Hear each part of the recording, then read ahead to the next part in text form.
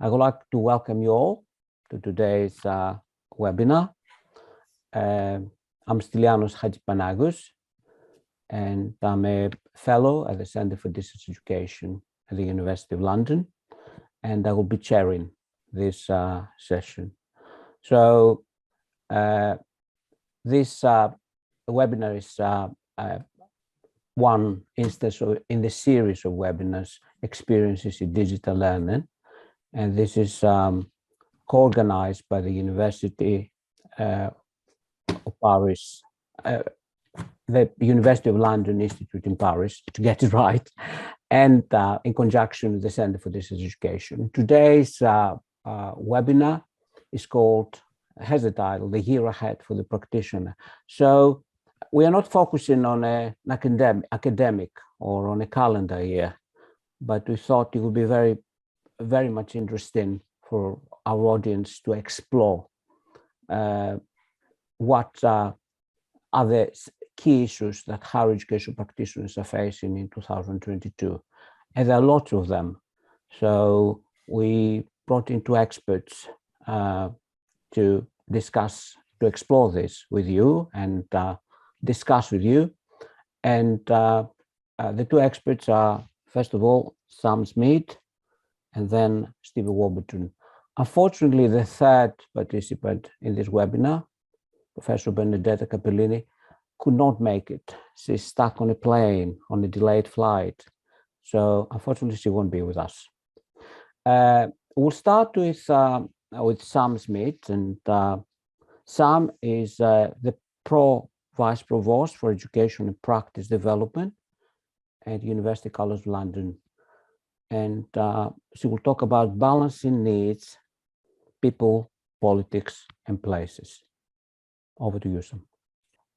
Thanks for the invitation. I think when Stylianos first approached me about speaking for this webinar, the world looked quite different, actually. So trying to make any kind of predictions about the year ahead in any sense feels like a massive risk at the moment. So I guess there's a kind of warning that I need to give, which is that when I prepared this talk, I have ignored all of the geopolitical uncertainties, and I have ignored the fact that the pandemic may not be over. So this is quite a simplified view of what we thought the world might look like with the pandemic coming to an end, and without taking into account all the uncertainties that there are in the world around the geopolitical situation. On that basis, I'm going to look at the next year as being a kind of an odd one. I think, in my mind, if we look ahead another year, if we look at kind of 23, 24, things will start to settle down as we recover from the pandemic and we start to reap the benefits of what we've learned. But I think the next year is going to be a really odd one, and it's going to be one where there are lots of kind of needs that need to be held in balance, and I'm going to talk a little bit about what those are. So I guess the question is, can we have the best of both worlds? We've learned a lot in the pandemic, and we've reaped some benefits, or we think we have, but students aren't homogeneous and staff aren't homogeneous, and what feels like a benefit to one person might feel like a challenge to another. So we're trying to kind of think about what are the things that we definitely want to keep, what are the things we definitely want to lose, and what are all those things in the middle that we're not really sure about, where some people want them and some people don't. And is there a way to enable people to have the things that work for them and lose the things that don't work for them? I guess the benefits of the online learning that we've seen in the last year that are commonly cited are things like not having to travel, students' ability to study at their own pace, in their own time, to feel more in control of their own learning and more better able to kind of balance their learning with the other aspects of their lives. And I think the commonly cited challenges are also about that need to balance their study with the other aspects of their lives, that somehow becomes harder when some of the structures are taken away. students citing commonly challenges around access to space, access to technology, the fact that sometimes they feel that the online learning is harder for them to engage with or taking longer for them to get into. So I think those are some of the kind of things we're really well aware of that are going to be ongoing concerns for us. One area where I think we've got some real kind of obvious best of both world questions to address is around assessment. I think we've seen a huge shift in the way that conventional universities assess in the last couple of years. And one of the biggest changes, I would say, is from closed book to open book assessments. And I think there does seem to be quite a broad consensus around the globe that students are quite positive about the open book assessments, although they prefer a kind of fixed time with, a time limited within a fixed time approach, which not all universities have been able to manage. But I think the one thing that's coming through very strongly is that students and staff are very positive about a form of assessment that's really allowed the application, testing the application of knowledge rather than its recall. In thinking about what the best of both worlds might look like, I consulted, or I drew on the SOLO report, the Student Online Learning Experiences project, and I can share a reference to that if people are interested. But these were a series of focus groups with students that was quite widely reported. And some of the things that were talked about were designing more flexible and inclusive learning experiences, developing student skills and competencies online, establishing opportunities for students to give and receive self, peer and teacher feedback, fostering social learning and social presence online, providing opportunities to participate online, which I think is absolutely vital, and informing students about the full range of support available and really clear communication. So I think there's lots of things there that we need to think about, however the world looks at over the next year for higher education.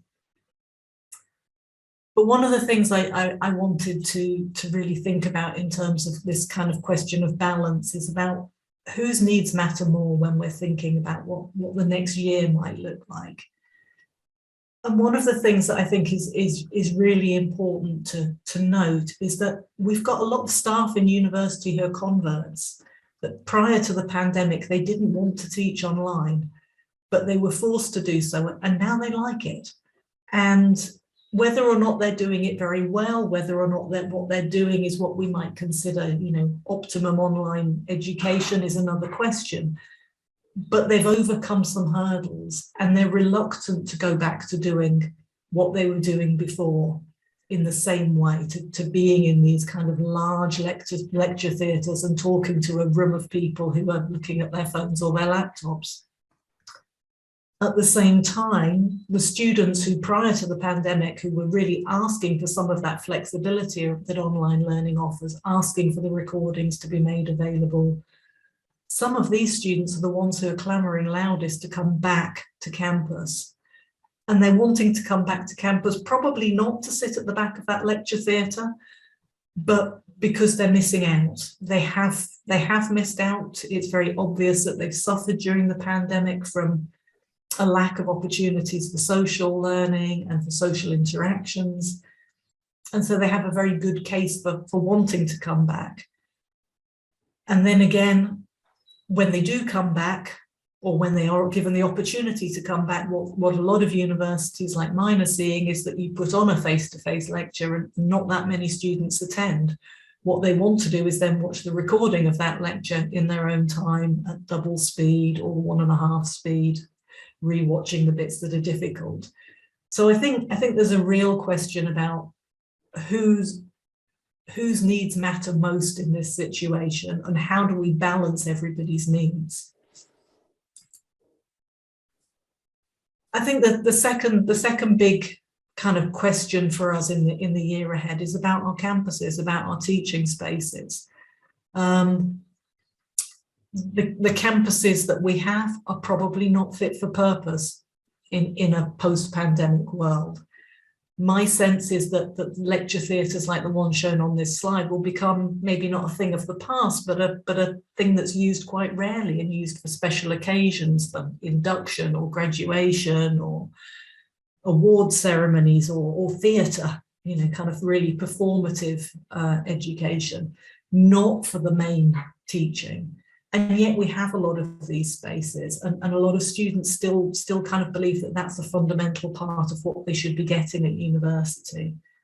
At the same time, looking at the picture on the other side, these nice new buildings that universities have developed, the student centres, the libraries, the kind of learning hubs, they weren't designed with this mass online learning in mind particularly, and we're finding that students are really struggling to join in with online sessions in the kind of spaces that we've provided, which are really meant for very private, very quiet study. It's quite hard for students to get in a place where they can interact online on campus. So I think there's the things we want to be doing, which is moving to kind of smaller group, face-to-face, interactive teaching, much more of that. Our campuses are not particularly well set up for that. We've set up for this private independent learning, and we're set up for very large face-to-face interactions. We don't have a huge amount of really high quality space for the kind of learning we want to be doing. And then there's the question of choice. I mean, I think my kind of, I will come to this argument later, but I think at the end of the day, what happens beyond the next year is we need to be thinking about giving students options and choices around kind of making a menu of learning that will really work for them and their circumstances. And it's not just our campuses and our teaching spaces that won't be fit for purpose then, it'll be our systems as well, our timetabling, our room booking, our, you know, which rooms are equipped in which way. We have a lot to think about in getting to a space where our places are fit for the kind of things we might want to be doing. And that's without even touching on HyFlex, which we might want to pick up in the discussion. And then there's the question of politics. Who gets to decide how we're teaching? I know Michelle Donnellan's been doing a round of all the universities in the UK, and she's been saying to the vice chancellors, you must get back to what you were offering pre-pandemic. There's no choice about this. There's no discussion. We want you to be teaching face-to-face. We want students to get what they signed up for, that students have a consumer rights to get what they paid for. And the universities are reasonably powerless, I think, in the face of this at the moment. And that raises a whole lot of questions about academic judgment. It raises questions about student choice and co-creation. It raises questions about university autonomy. But I think that probably for the next 12 months, we've had our instructions. And so we're going to have to kind of respond to, I mean, a university could fly in the face of that and say, no, actually, we've thought about this and we don't think that works for us. But do we really want to risk the kind of bad publicity that we might get at a time when universities are already in the hot seat, I think, in terms of quite a lot of government attention? So I think there are a lot of questions, and how do we move away from that if we accept that this is what the next 12 months look like? How do we position ourselves so that in another 12 months we're able to bring back more of that academic judgment and that university autonomy? So this is what I think the year ahead does look like. I think we'll be going back to pre-pandemic teaching on the whole.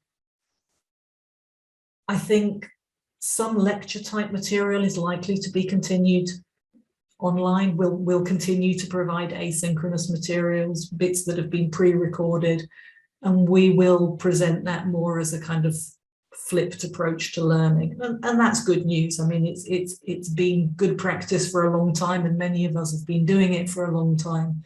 I think it will become wider spread. I think the lectures that are taking place face-to-face in the classroom will be more systematically recorded. And yeah, I know most universities have been doing that for a number of years, but not all of us. And that's also good news, I think, that we will be thinking about the fact that this is now something students absolutely expect and take for granted. And we need to be providing that for them. I think we'll be taking a much more digital first approach to assessment and examinations, and I think that's good news too. I think there's a long way to go in moving from what we did in the pandemic, which is moving a lot of our examinations into online platforms, into thinking about the whole assessment design, trying to move away from exams that test the things we don't want to be testing, but really thinking about what we're assessing, why we're assessing it that way, and what the right mode is doing it. I feel that the assessment discussion is the thing that's moved the furthest and is least likely to snap back in the next 12 months.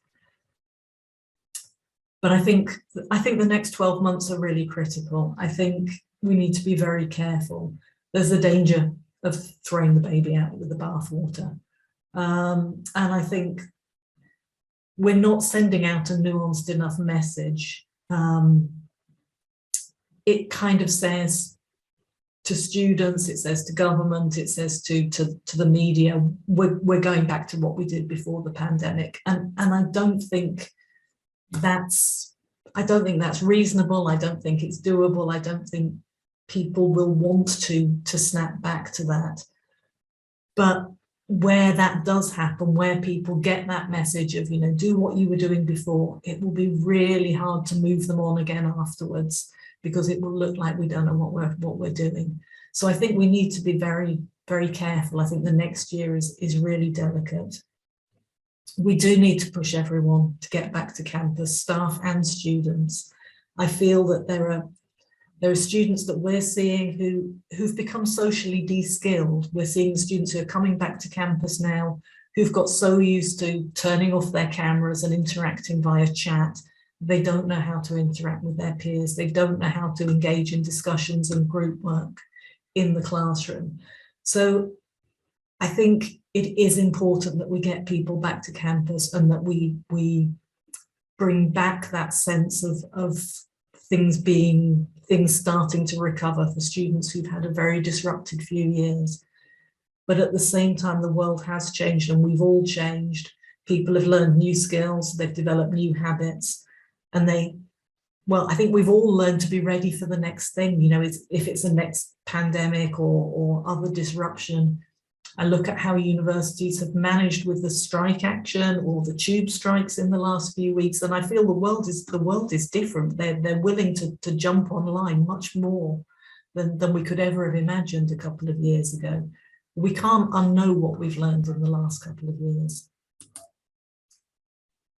So finally, I'm not sure how long I've been talking for. Stilianos told me I didn't have to worry so much about time. So I hope that a year of demonstrating really visibly that students have got what they've signed up for will take the government pressure off us. And I think then we can get on with the business of embedding the lessons that we've learned. And I hope that a few years from now, we will be seeing much more flexible approaches, with students having options about the mode of study, being able to make their weeks work for them in a way that isn't currently true. For me, flexibility and co-creation are going to be the real things to aim for in the longer term. I saw some recent research at UCL that showed that one of the significant factors in student non-attendance is the cost of travel to campus. So being able to offer students the kind of flexibility that allows them to load all of their face-to-face activities into, say, 2 days of the week could be a really big deal for them. But in order for us to be able to do that, we have to get better at timetabling. We have to get better at offering options. We have to get better at managing the way in which we use our physical spaces. And the idea of loading things into a couple of days a week is just one model. There are many others that might be appealing in terms of offering students the kind of choice and flexibility. But I think distance learning institutions have offered for a long time, but traditional, comprehensive universities are really struggling with. And then beyond that, I think we should start thinking about what learning with technology offers, not just in terms of these kind of practicalities, but also what it really opens up for our students. And I started making a list of what those things might be, but it was long, and there are lots of exciting possibilities. And again, I think that's something we might pick up in the discussion. Overall, I think the real longer term benefit of the pandemic for higher education is that a whole generation has got over a fear of teaching and learning online. They've barely scratched the surface of what they can do with it. And we've barely begun to embrace the complexity of allowing students choice about their modes of study and assessment. But I think this genie won't go back in the bottle. And even though we might bruise it trying in the next 12 months, I think this is something that we're going to be able to grapple with for many years to come. Okay, I'm going to stop sharing at that point because I can't see anything of the... Thanks very much for raising some very important issues in the debates today. And I see at the chat you've generated quite a lot of discussion related to the key themes of your presentation. Or, as you said, we will have a chance to pick this up in the discussion in the end of the second presentation. So we'll move on to Steve now. So Steve Warburton is the second speaker for this webinar. Steve is the Executive Principal, Educational Futures at the University of New England in New South Wales in Australia. And the title of his talk is From Confidence to Creativity, Imagine Design Opportunities for Teaching and Learning Practice within the new high-flex educational landscape. Over to you, Steve. Thank you, Stylianos. I presume I get the prize for the most mouthful of a title talk. Among other prizes, this one as well, yeah. Fantastic. Look, I do have a few slides, which I'll bring up. So I'll just share screen. While I'm doing that, just want to say thank you both to the CDE, soon to be Code, and to yourself for inviting me to come and talk to you and everyone here today as well. There's a little less pressure. Hopefully you can see the slides there, Stylianos. Is that fine? Yes, we can. Excellent. Okay. I will talk. I've got about 10 slides. I'll try and keep this to 10, 15 minutes so there's some time for discussion. And I like Sam, just want to give a bit of a reflection on what I see as trends and themes. I'm pleased to see there was some resonance with Sam's themes and what she talked about. I'll come with a bit of an Australian perspective, although you can tell from my accent, I'm not born and bred Australian. I have worked with you, Stylianos, at King's College London. I've been in New Zealand as well, so I've seen the higher education sector there. I'm currently in Australia and I work at one of the regional universities there, and I'm based between Sydney and Brisbane at the moment. And in the background here on the first slide, you can see our beautiful campus in rural Armidale. It is quite early in the morning for me, so if I do ramble, please reach out and poke me.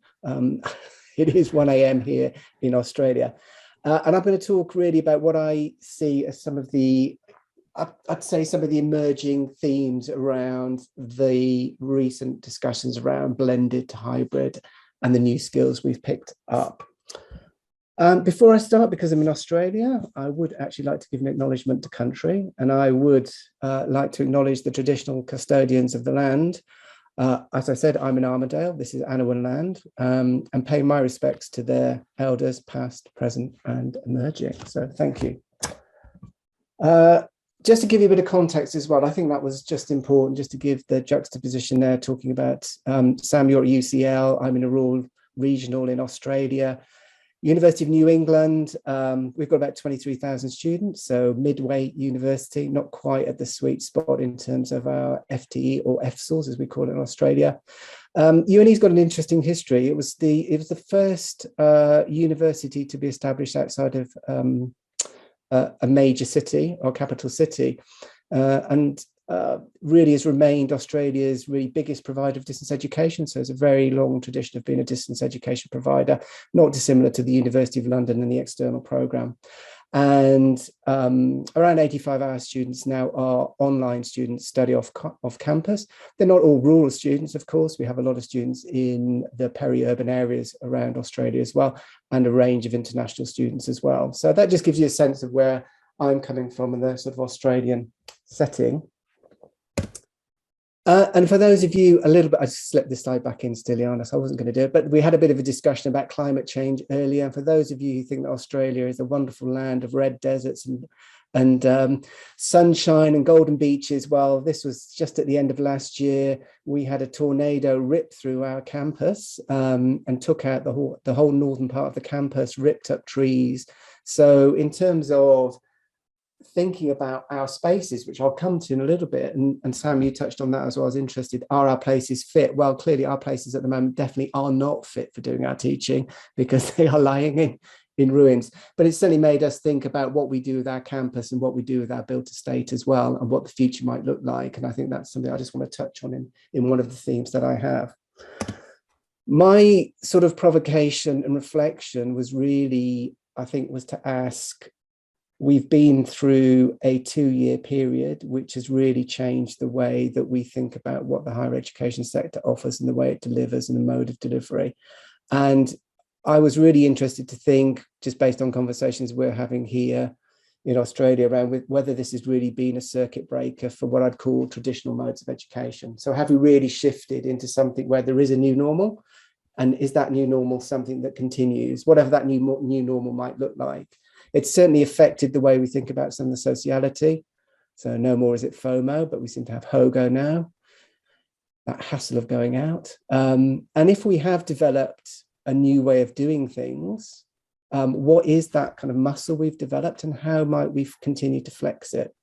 So really that's the background and the context of what I wanted to give. And I've picked 5, but I'll call them buckets, into which I was going to sort of draw on some thoughts and try and give a couple of case studies around, again, around the institutions that I work with here in Australia. So in terms of the year, and I think maybe years ahead, I want to talk a little bit about people. These are obviously the small subjects here: time, space. It's not an episode of Doctor Who, by the way. Data, and then also design. And some people may spot, well, I haven't mentioned digital in there. And I think, well, maybe digital is just something that is now taken for granted, that everything we do has some kind of digital underpinning. So I've just got a short presentation about each of these different topics, and I'm going to go through each and give it, well, I hope a short case study. And as I say, some thoughts. I'll try not to ramble too much. So the first thing I want to touch on is just around people, possibly the most important. I won't take the student perspective. Sam, I think you covered that really, really well. What are students looking for now? I wanted to cover a little bit more around, in fact, our professional space and our academic space and what the change might be when we look at the way that our skill set and capability is starting to shift. I know that the idea of the third space has been around for some time. It's been used in many different contexts, but I think it's become recognized as a genuine area in which we see a blending of capabilities that, I guess, crudely put, is around the professional administrative staffing and the academic staffing in the university, and where those two cross over. I think Celia Whitchurch is actually based at UCL, and this is one of her recent books from the SRHE on reconstructing identities in higher education, talking about the rise of the third space professional. So those who can move between and into those new areas which are starting to become more prominent within the ways that we deliver education in the higher education sector. Here, just to give a concrete example, I happen to look after what would be quality assurance, education quality. So I run that directorate as one of my parts of my portfolio. I see the third space as being really important, where for that director role, which normally would be probably a professional manager coming and looking at our quality assurance mechanisms, we filled that with a professorial post. So we have an academic has come in to work with us in terms of quality assurance. So here in Australia, that's with TEXA, We have re-registration coming, and we're using a professor, a professorial, a candidate who has a strong research background is to work and relationship build and network across the institution. So creating a different kind of role. And we're also seeing it for, particularly with us, where we work across multiple sites. We have a strand of activity around place-based education. So we have urban centres, we have rural centres, is actually putting in new professionals who can then also work across these different areas as well. So for me, one of the things I think that we will be seeing more as we go forward will be around those third space professionals being critical to the ongoing functioning of our institutions. The reason I've put advanced HE there, I think it's really important as well. How do we recognise this third space? So advanced HE in Australia, I know coming from the UK, the fellowships through the Higher Education Academy, now advanced HE, are incredibly popular. It is a way of, for me, legitimizing those roles. So we have accreditation programs and mechanisms through which we build capability. There are other ways of doing it. Advanced HE is something that's really in Australia started to take root, and it's a really nice way to credit those who are working in that third space. So that's the first of my themes and trends that I see moving forward. Oops. The second of those is around time, and I've called this about resetting the rhythm of business. So I'll have to take you on a little journey here, because you may not interpret all of the icons that I've put here. Again, Sam, you touched on this, and it's really about assessment, but I just want to take you into a little bit further than just assessment. I think most institutions have realized they had to move assessment online very quickly into an online space.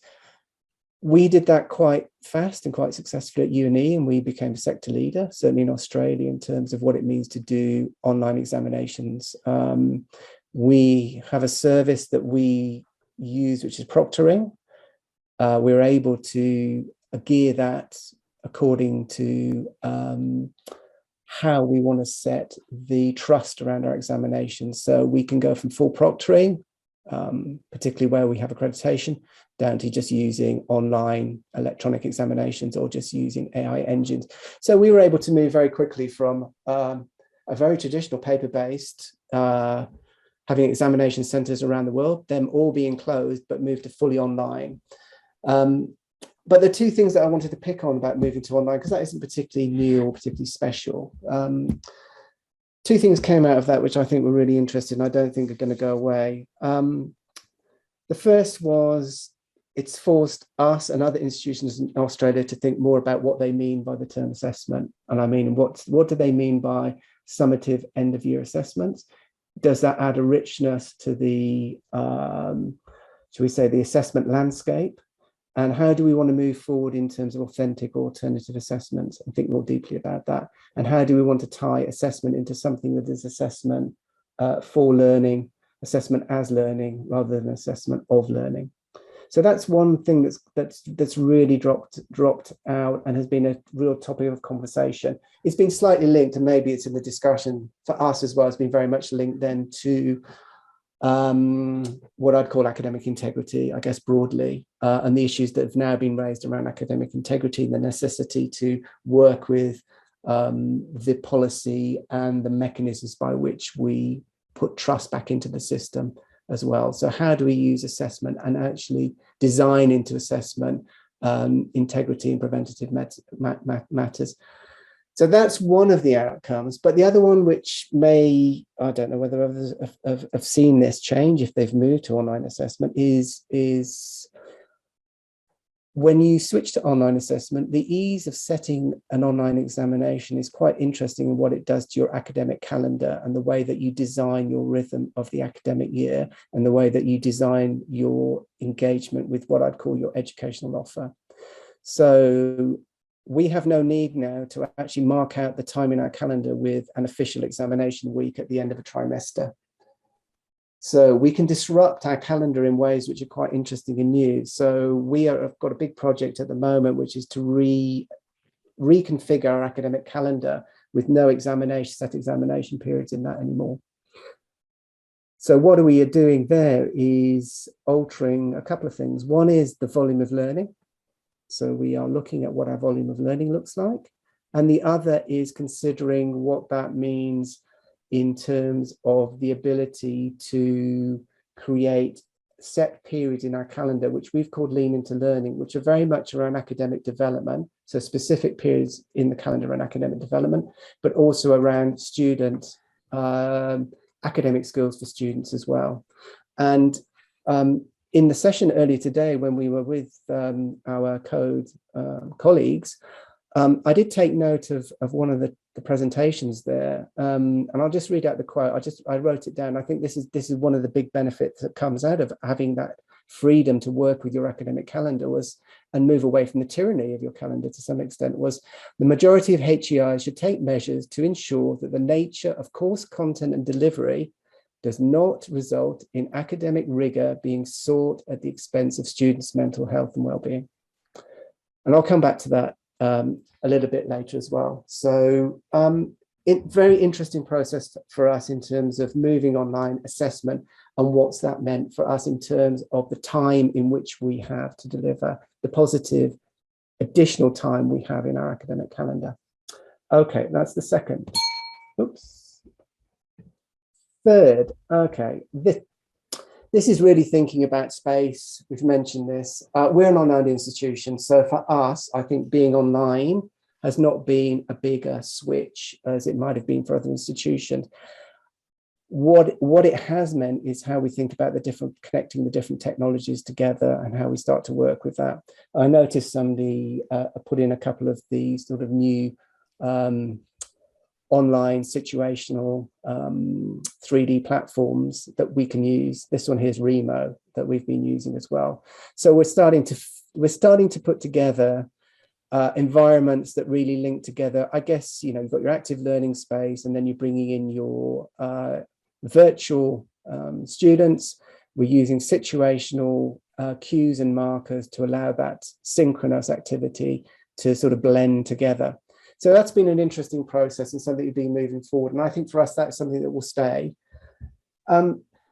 Two things drop out of that, which for us have been around not talking about space, but starting to consider what we mean by place and placemaking. So as an online institution, where very much our sense of belonging for those students is incredibly important, how do we ensure that they have a sense of place, and how do they manage to make their places be part of what we are as an institution, what we offer? So how does your home environment, I mean, I'm sat at home. Sam, you look like you might be in your home environment.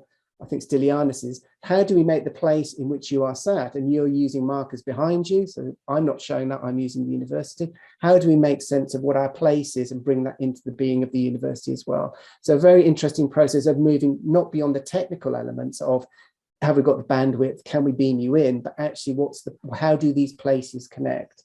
And then it becomes interesting when you move from that hybrid, I guess, to trying to understand what you mean by high flex. And then when you get more adventurous, and I'd use an old term, mashup, how you start to then reflex a lot of the technologies we've probably known about. How do you use multiple channels now to then connect ourselves together? And particularly for us, again, as a distance education institute, reimagine what a campus might look like if actually we could connect to the University of London. We can connect to the Bodleian Library. We could connect to so many different places within what is our standard sort of mode or thinking about what our campus is. So again, moving to a much more highly flexible, we've called it omni-channel approach to what that future campus and that campus might be when we reimagine it too. So this is a bit more aspirational, but that's the kind of direction. And it is a live conversation across a number of its different institutions in Australia at the moment. Okay, my fourth sort of item and theme, and again, I probably isn't new to anyone. I mean, it's really, we had a long discussion about this earlier, is thinking about the role of data. Datafication is everywhere. Education is all about numbers. Students have become numbers, one might argue, and we understand students through the data and the metrics that they produce. And I think that's always going to be a tension, is we want to intervene, support students, but we have to sort of datafy our students as well to do that. That's the modern student environment.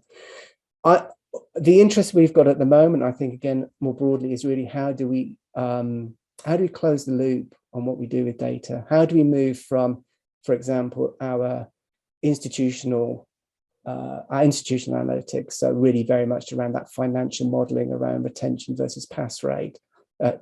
If we've got a quality assurance agency, TEXA, they will come and they look at our retention rate. So we have two things, a quality, financial. How do we then sort of close the loop when we come around that circle to look at our academic analytics? So when we start to look at the learning analytics and we start to see how students are progressing and we want early intervention, how do you close that loop then when we look at our 360-degree view of our students? So we don't just look at academic progression, we look at persistence. We tie our learning analytics into our markers of well-being. How do we then use our markers of well-being to build our advising model? And what does our advising model look like for our student? And when we make an early intervention, how do we know what impact we've had? And how do we know that we're being ethically sound? So this is the conversation that's moved on from learning analytics isn't new. It's been around for 10 years. There are many of us are using data, but how do we bring that full circle to make it meaningful and impactful and do the thing it's meant to, or the things that they are meant to, without creating tension? Because when you go back to retention, you start to clash with the needs of the student. They're not the same. And finally, because I'm aware of time, I did know that I could talk for a little bit too long. I'll just close off. So my final one, though, is about really was going back to the start of this talk and saying, well, okay, great, well done, Steve. You've picked up some themes. How on earth do you bring any of that together and make it meaningful? How do you work with what I would call some of those current confidences that we've built? So yes, academics are far more confident and our professional staff are far more confident in using the tools that we've put in place to move online. How do we take some of that confidence and move that into creative problem solving, solutioning to come up with some of those models that I've put forward here, potentially around that high flex environment? Well, for me, that's around, I guess, design thinking and how we use methodologies or intentional methodologies to bring together what I would call not just those third space professionals, but the whole group and all those teams that exist in the institution now. So we do use we use design thinking workshops on a regular basis. We have a methodology.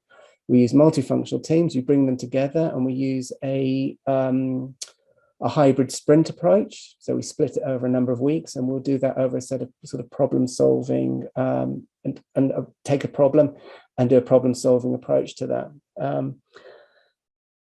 What really, I think, importantly now, the message that I'd give is really saying that certainly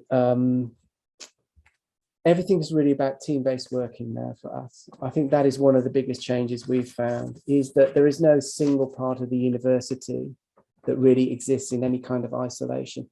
That idea of the silos has really been broken down.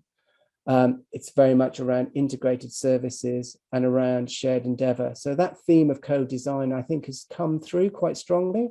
It's because of the need. 2 years of being under high pressure to get our assessments online, to redesign them, to use these tool sets. This idea of co-design has been come through much more strongly. And that co-design as well, I think, going back to the student, involves that partnership with students into that space as well. So it's been a really interesting time. I think these are all 5 areas that will continue to move forward. I think they are embedded in the kinds of actions and activities that were possibly there before. They're not so controversial and new that one would sort of throw one's arms in the air. And I'm very happy to have the discussion that follows around whether people feel that these do make sense to them. So, Stylianos, Chair, back to you, and thank you. I have to unmute myself. Thank you very much, Steve. Thank you. And now we can have a look at, has been quite a lot of discussion in the chat function. So I will attempt to summarize this in terms of some comments and questions where you, both you and Sam, will be able to comment on. One thing that came up in my interpretation quite prominent is about social element of interacting in these high flex environments, and also prior conceptions of online learning. So for quite a lot of our students, or for some of our students, quite a lot of media out there, online learning has equated to mean Zoom big lectures rather than anything more advanced or more interactive.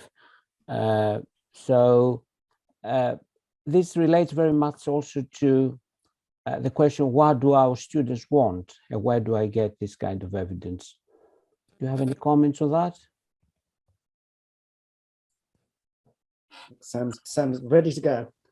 Okay, I'll start. I mean, yeah, I think Leo made the point in the chat about not equating what we did in the pandemic with online learning, and I think that's absolutely right. I think that's what the government's done.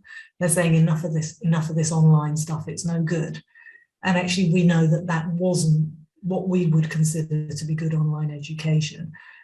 I think moving that conversation on so that we don't get stuck there is going to require some skill. I think it's fair to say that a lot of the emergency teaching wasn't particularly interactive. It was a translation of what staff would traditionally have done face-to-face, moved on to Zoom or Teams. And I think when students report that that wasn't very satisfactory and staff report that that's not very satisfactory, we can all get on board with that. I think there is a lot of research that's been done. I mean, it's been a fantastic period of time for the research about what do students want, and we know a lot more than we knew 2 years ago. I think, unsurprisingly, the answers that are coming out are that students don't all want the same thing. They want, I mean, I guess what they do all want is well-designed, well-structured, well-communicated learning opportunities. They want materials and activities that help them be engaged and interacting. But the thing they've really missed in the last couple of years, and it's not the university's fault, is they've missed out on their social learning. And universities, for the kind of 18 to 21-year-old market that UCL has, they provide an awful lot more than what goes on in the classroom. And I think there's a lot of equating of those things that students have missed out on with what they have or haven't been getting in their formal learning. So I think I mean, you're all thinking about this stuff, so I'm not saying anything you don't already know, but I think it's a very delicate period of time in which we need to kind of move students and parents and the media away from thinking that online learning is what we've done in the pandemic, but also continuing to collect that kind of evidence from students about the aspects of what they've done in the last couple of years that they don't want to lose, and make sure we don't throw the baby out with the bathwater, because I really think that is a risk over the next 12 months. Steve, your turn. I think you answered that so well, Sam. Yeah, I don't have anything extra to add in there. What is interesting to me is how we've started to sort of bring students back into the space to find out what they actually want and how they approach. So the challenge we've got, I think, is slightly different. Is for us as a distance education university, we have a very particular market, and that is our average student is 35 and is female and is already in a job. So our approach is slightly different to some of the other universities. So for us, we find that actually the ability to flex around what has happened in the digital space is a real advantage and has been a real win. So we've seen some real positives. What the negatives for us have been where we do have our college and school leavers come on, very much a reaction around they've missed out, and I think it's the same. We're missing out on something, and the I guess the meta story here would be around the constant challenge that online is second rate compared to face-to-face teaching. It goes around and around. And the need to kind of show that online needs to do more than face-to-face for it to be treated as equal or equitable. In actual fact, online could be far more equitable than face-to-face in many circumstances for me. Okay, very, very interesting. The thing I wanted to ask next is come up in the discussion. We've been talking about what do the students want, but a big component, a big thing behind that, and you both touched on that, is about the skill sets of the teaching practitioners in order to deliver what those students want. So for instance, Emma in the discussion raised this issue about we hear a lot about what students want, but we get to hear very little about what the staff can manage, how they support it, and their own well-being. Do you have any comments on that? Yeah, I mean, I think that's absolutely, it's a really important point. I think, I wouldn't ever want to suggest that what staff did in the pandemic wasn't phenomenal, it was heroic. But I think it was a first step for many people in terms of learning to deliver education in a different way. Those of us who've got kind of long experience of teaching in genuinely online and distance organizations know it's a very long, hard design process to create well-constructed, well-curated courses, modules, programs that are designed for online learning. And what we asked people to do was pivot and do something that wasn't ideal for anyone. So I wouldn't ever want to suggest that we're critical of staff. But I think it's kind of, how do we start to bring some of those benefits that staff felt? And how do we start to bring some of the things that again, those people who've been working in online and distance education for years know are the benefits of doing this in a planned, designed, supported way into that kind of truly blended learning. We've talked quite a lot about blended in the last couple of years, but we haven't really blended at all. We've kind of bolted more than blended, I would say. We've kind of got bits of this and bits of that, but we haven't really thought about what are we going to do with the technology here that's going to really add value to what we're doing in the classroom. And Emma and other people in the discussion are absolutely right. This is a huge job for staff in terms of the development, and it's a huge job for us as central teams in universities to ensure that we can put that support in place for people. So again, I don't know if that was an answer, but I totally agree with that. I think it's a long road to go, but I do think that we've made some important first steps. But we know, Sam, that you would, whatever you do, it's all about the design of the learning. And the idea that somehow there is, and I know it's a cliche, is you just pick up and drop what you do in a face-to-face setting and you drop it into an online mode and somehow it translates readily. It doesn't. It takes you have to re-architect and redesign what you do. So the stress that I would suggest for a lot of staff is actually those things that work in the face-to-face just don't naturally work in online. It doesn't mean you can't get them to work, they just need to be redesigned. The pressure for time and redesign is not always there in the resourcing. So that's the difficult bit. There's not always a lot of learning designers, a fantastic central team to come in and just help you re-architect, change the way you do the assessment, change the rhythm of your teaching to work well with your resources.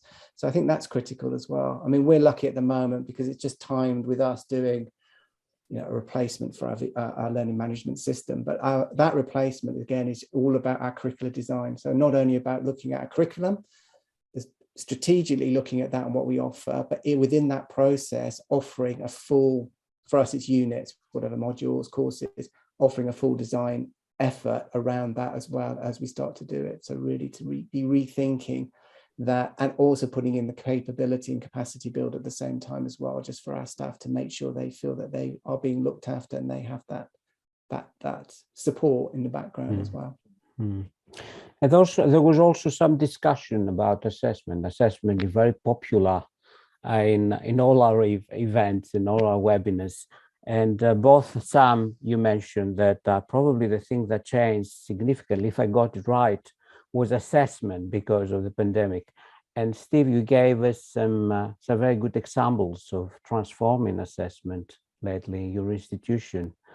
And what I wanted to ask is, do you think these changes are here to stay, or we are moving towards a situation where, due to pressure from practitioners or due to pressure from students, despite the fact that we get quite a lot of evidence that students are very happy with a digital approach, to put this way, to assessment practices, do you think we are moving back when things go back to some normal, in quotation marks? Okay, I'll give you a slightly different perspective on it, because I think it's really it's very real for me at the moment, and because I've got a couple of years. But I'll give you a perspective, because it's an interesting one. We talked about tensions around retention. Linda put a question in, so there's a real tension around assessment because it's so critical in driving education, arguably, and what I would call the academic workload model. So academic workload modeling versus quality education are two things that sit in attention. So I think aspirationally, yes, of course, we want a richer assessment landscape. We want more formative, we want less high stakes, and we want students to understand the trajectory of their journey, and then we want academics to see that journey and to be able to intervene. If you put an academic workload model over the top of that, then you have an institutional managerial, non-academic view, which is effectively, we can't afford you to do rich assessment, because actually it's far cheaper to do the end of year summative or to do automated assessment. So that's an interesting dilemma at the moment. I don't know whether that exists in other institutions in the UK, but certainly it's an interesting dilemma for us now, where we've got financial versus academic constraints. I mean, maybe universities are always built on that academic financial constraints always, but balancing those is really important. So whatever you do, and there's that lovely, we over-assess generally anyway. And as that lovely Norwegian saying goes, if you keep weighing the pig, it doesn't get any fatter. We need to get the right amount of assessment, but we need to do that in a way that works with our university management. So it's finding the sweet spot always is the key. So that's a slightly different perspective on that, on assessment. Thank you very much, Sam. And that's the last comment, really, because I'm aware of the time, we need to finish. Sam, over to you. No, I mean, I absolutely recognise what Steve's saying, but I think it's quite interesting. I think in a place like UCL, where we've traditionally sent thousands and thousands of students to the Excel Centre at Greenwich in the summer to sit in exam halls at the cost of an astronomical amount of money. The staff hate it, the students hate it, the management hate it, because it's money that's just spent. In that sense, there will be pressure not to go back. There are lots of things to overcome in terms of people's expectations around what can and can't be assessed other than through examination. I suspect that this is something where we won't go back in the same way I'm suggesting we might go back to face-to-face teaching over the next 12 months, but I think there'll be a bit of a retreat. But in general, I would say that the trend in digital assessment, the students have been overwhelmingly positive about it, and those staff that have been open-minded about it, and we have had some teething problems with our systems, I'll be honest about that, but I think the staff that have kind of engaged have found they've at least started to see the benefits. So I'm pretty confident that is something that will last and will develop. It won't stay as it is now. It will continue to improve. Great, thank you very much. I would like to thank you both for your incredibly valid contributions. I think you gave us some very, very valuable insights in what the future holds, what the landscapes look like for the current academic year, and the future for the teaching practitioner and for our students as well. Thank you very much.